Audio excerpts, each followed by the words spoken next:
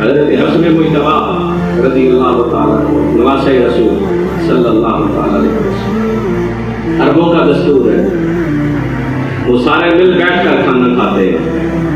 کیا کرتے ہیں؟ مل بیٹھ کر کھانا کھاتے ہیں. آج بھی یہی ہے، ایک بڑی سی وہ ٹرے رکھتے ہیں، سارے بیٹھ جاتے ہیں کھاتے ہیں. جس طرح تسی سارے بیٹھ کے ڈرامہ ویکھدے ہو مل کے، کاش کہ تسی بھی مل بیٹھ کے بچیاں نال کوئی کھانا کھاندے. بچے غلطیاں کرتے کھانا کھان لگے تے تسی تربیت کر دے. وہ بچہ کدھر محفل مجلس سے کھانا کھا کے شرمندہ نہ ہوئے، کوئی اوتھے نہ انہوں آ کے اویا نہیں کری دا.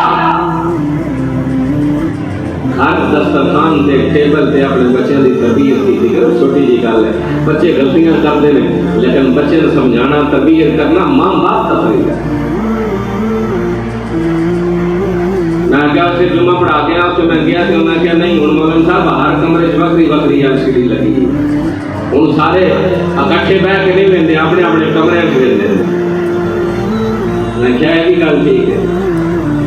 اللہ حضرت حسن مجتبی اپنی ماں کے نال بیٹھ کے کھانا نہیں کھاندے، حالانکہ عربوں کا دستور ہے اکٹھے بیٹھ کے کھانا کھاندے ہیں. حضرت حسن مجتبی ماں کے ساتھ بیٹھ کر کھانا نہیں کھاتے.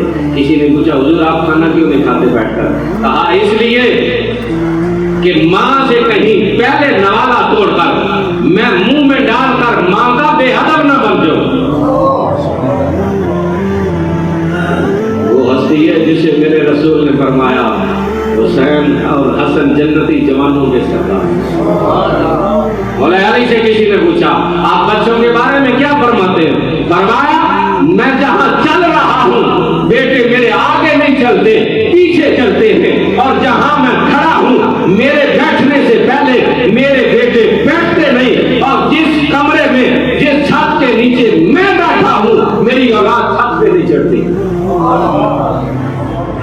ہم نے اپنے ماں باپ کا کیا کیا؟ باپ کھڑا ہوتا ہے بیٹا موبائل لے کے لیٹا ہے اور گل سن لینا کی آتے ہو